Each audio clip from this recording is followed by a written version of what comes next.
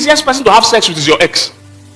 That's why if somebody has ever had sex with you before, you had someone before, it's very easy that if two of you are in the same environment, there's a high chance you will attract again, because you have built that culture. If you and your boyfriend now, you're having sex, you are used to stealing it. There's an app that says stolen waters is sweet. There's a sweetness. How many of you have been frying plantain before? And before you serve food, you ate one. Which one is sweeter? The one you ate when you're frying it, or the one when they serve it on the plate? When you're frying it, it's very sweet. Stolen water is sweet. That's what the Bible confirms it. That stolen water is what? Sweet. But the damage of stolen water is that by the time they now serve the real food, you have stolen 3, 4, 5, 6. By the time they serve the food, everybody's enjoying the food. You're already full. This is why many people in their marriage, they are not happy in marriage. People ask me all the time, say, Pastor, I'm not enjoying sex in my marriage. I say, compared to what? Many unsatisfied people in marriage is because of past experience. So I'm not enjoying sex with my husband. I'm not enjoying sex with my wife. I say, compared to what? You are comparing to something, and that's why you're not enjoying it. If this is your one and only, you will enjoy it. You know the way they cook beans in your house is the right way they cook it until you eat on that person's own. Somebody's not getting what I'm saying. In every house, they cook beans differently. In your mind, you thought this was the official national federal way. Beans is cooked until you go to another person's house and taste a sweeter one. You don't say, ah! The problem is that by the time you go back to that your own, it won't be sweet again. So if you and your partner now, you have developed a habit of hiding to have sex, stealing to have sex. By the time you marry and they have now given you license, you find that you won't enjoy that kind of free sex again, because you're used to the one you hide to do. So you go and look for where to steal again. But that's the one you have appetite for. Every action is building an appetite in you. Is somebody getting what I'm saying? I'm telling you things they won't tell you about sex. Most of the people displaying sex as free for you, go and check their marriages. Many of them marriages never last. They are telling you lies. They are selling products with it. It's not real. They're telling you it's free to have sex. It's not real. Because real sex, I'll talk about that tomorrow, about the facts about sex. Real sex is built over time. Bishop, there's a statistics, a survey, that people have their best sex at their 50s. Their best sex is from 50s. Because you've built a relationship over time. It's not touch and go. Is somebody get what I'm saying? I say, somebody getting what I'm saying? Let me run. Number what am I in? This is just number 3 since morning. I don't know how we are going to do the 10. Next point is just once. That sex is just once. I'm doing it once and for all. Is a lie. Every cocaine addict started with one sniff. Every cigarette addict started with one puff. Every sex addict started with one act. Sexual addiction is real. Addiction to pornography is real. Everybody started with one. Don't let anybody fool you that just once. The drug addict today is just one shot he took. The alcoholic today is one shot.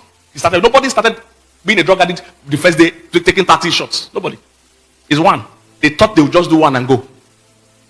Till today they are still there. Number what? I'm just trying to be fast. Number what? Number 4. We need fornication or sexual activity to check our sexual compatibility. Big lie. That how can I know who I'm compatible with if we don't test ourselves? All these things, they sound smart until you really think about it. So you're in a church like this. You're looking for sex. I don't know why some Christians think these stupid things. You say, I want to test ourselves. So how many people are you going to test? And girls too, stop allowing people to test you. How many people are you going to do? Okay, so you test the first one. It doesn't work. So what are you going to do? Test another one. It doesn't work well. What are you going to do? By that time, it has become a habit. You started by wanting to test. You're already a sexual addict. You are used to having multiple sex partners. Somebody get what I'm saying? You don't need sexual experience to find sexual compatibility. What we need is sexual commitment. It is sexual commitment, not sexual compatibility. There is no such thing as sexual compatibility. Oh, the devil is a liar. I say the devil is a liar. He's telling young people that you need to find somebody that you and him have the same sexual. Let me tell you, let's even imagine, as a single person, you find somebody that two of you have the same sexual passion. It's just for now. Once life begins to happen, there's nothing like sexual compatibility. What you have is sexual commitment. What are the chances that two people will always be in the mood for sex at the same time? It doesn't happen. What we do in marriage is that sometimes my wife is the one in the mood and I serve her. Sometimes I'm in the mood and she serves me. That's sexual commitment. She might not be in the mood at the time I'm in the mood. So what you need is somebody committed, not somebody compatible. If I'm compatible, I'm not in the mood today. And as life begins to happen, as a man grows older, his testosterone drops. So there's no like compatibility. As a woman starts to have children, her desire for sex will change. Somebody has sucked her breast all day. You too want to come and suck the same breast. She born twins. Somebody don't suck her breast. Born tonight. Yeah, you come in the night. You want to continue sucking. Say, leave this place, okay?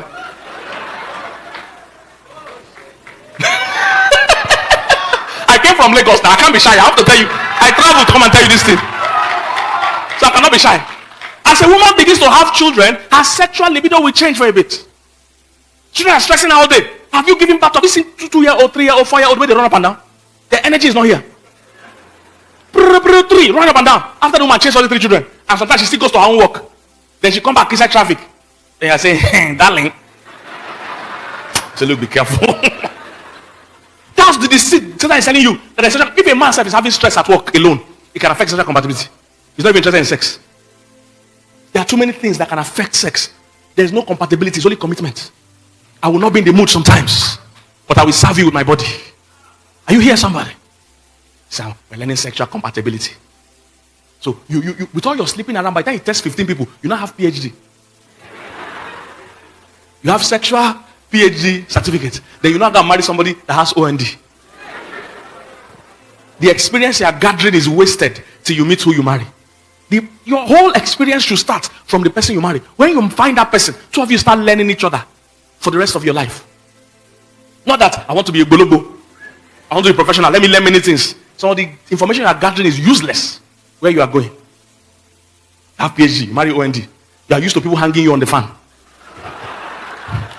You say, only hang me now, spin me. Spin me. You say, I don't know about spinning. I came from Lagos. I told you I can't be shy. I will tell you now.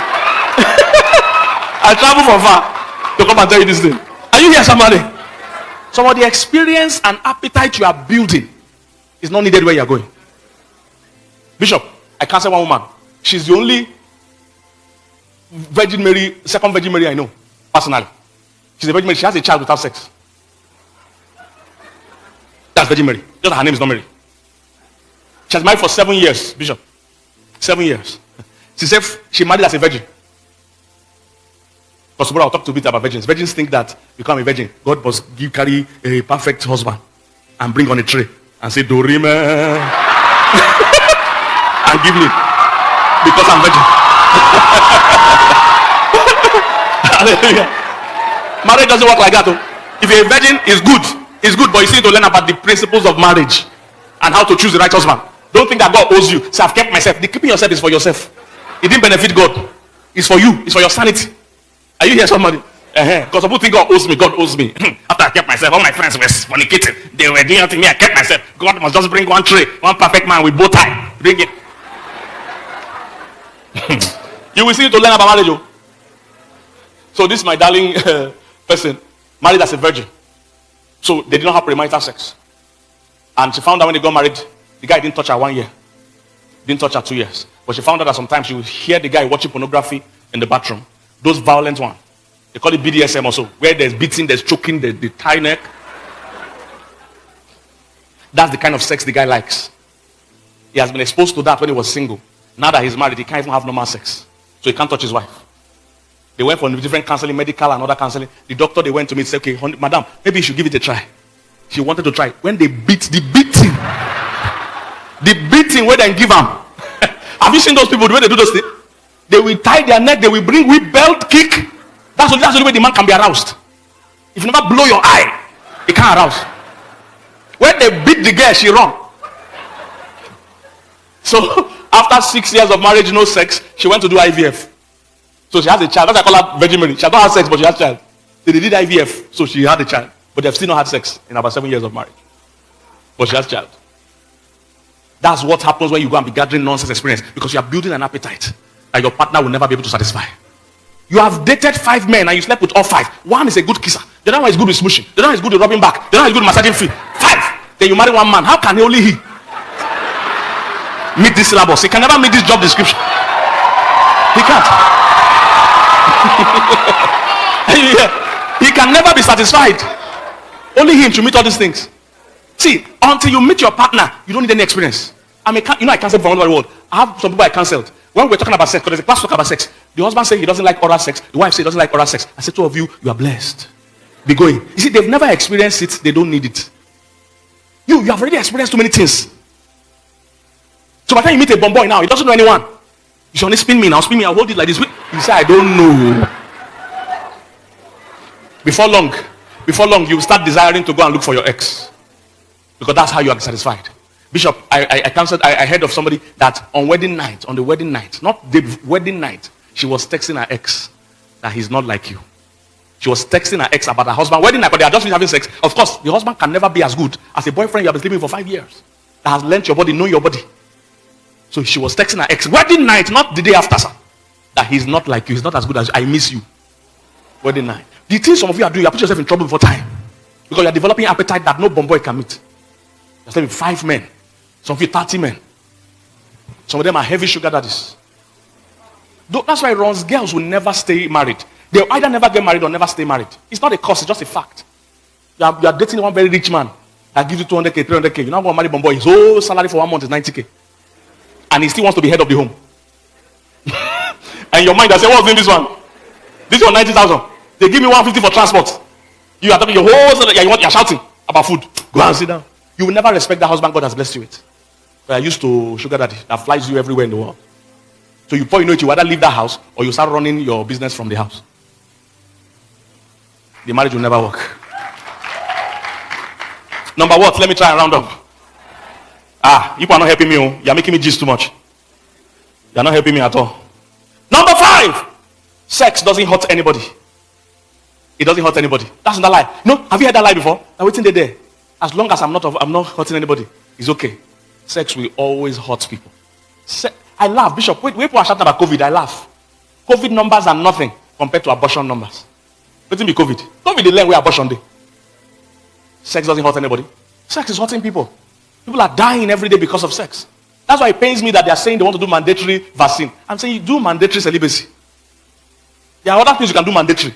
Not vaccine. Leave people. You say that we don't want them to die. Leave them, the one that made them die. People they die every day, you know, concern you now. You don't even do mandatory prosperity. And mandatory vaccine. Now you think about. Because you don't want them to die. Sex is killing more people than any other thing. We're not even counting HIV, STD. One of my cousins, they are from a family where the whole family has been struggling. The whole family. They are my direct cousins, so it's not that they are close people to me. My direct cousin. The whole family has been struggling. Finally, one of the sons began to do well in one African country. He began to do well in business. So he began to develop a small house in the village. And you know, in the East, once you start to build house, it's a sign that you have arrived. He was building one small house, doing well, was a promising young man. Everybody knew him, we were happy for him. Because the family finally had a breakthrough. So he now told them, look for wife for me. Please, men especially, don't do all those look for wife for me. Take time and learn about marriage and build friendships. Don't just see any girl, find girl for me and marry. So when they say, look for wife for me, they went to bring the village prostitute for him. Most of the women that are available for those kind of easy hookups, they are available. They are too available. They went to bring the village prostitute, but of course he didn't know. Slept with her on one trip that he came home. Before long, they found out the girl had HIV. So he too contracted HIV. The house is still uncompleted today. He's dead now. He died of HIV. You say sex is not hurting anybody. STDs. Many babies are affected by mothers that have STDs. Go and check science is confirming that. Then let's talk about abortion. Do you know how many people are aborted every year in the world? We're talking about COVID number. What is COVID? Now people are being killed. Abortion.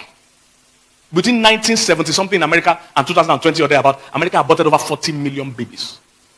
The whole Ghana is 30 something million. So America aborted Ghana. So imagine the whole Ghana, America has aborted it. That's a whole nation. A whole nation. 40 million plus abortions. Is somebody getting what I'm saying? I say sex is not hurting anybody. Ask Samson. This is not